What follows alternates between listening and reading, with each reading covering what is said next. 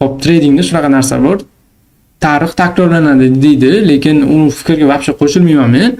Chunki aytaylik, mana shu indikatorlar qo'yib qo'yadi, men ko'pchilik bir xil какой-то struktura, order qo'yib qo'yadi.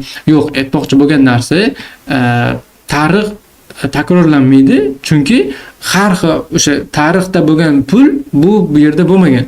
Bu yerda boshqacha pul. Aytaylik, bu yerda какой-то qanchadir million pul bo'lgan bo'lsa, bu yerda o'sha milliard pul. Cho'g'asidan tarix takrorlanadi deb savdo qilish, bu bilmayman, qanaqadir miflarga ishonib savdo qilishga o'xshaydi. Sizda qanaqa fikr? Albatta kommentda yozib qoldiring. Men aytmoqchi bo'lgan narsa, bu yerda boshqacha pul bo'lgan. Savdo. Mana 8 milliard pul bo'lgan. Xo'p. Bu yerda o'sha ko'ringlar, summani, ob'yomni qaranglar qanchalik. 8 qancha? Million, 253 million bo'lib turibdi. Cho'g'asidan, ya'ni har bir joyda har xil pul bo'ladi.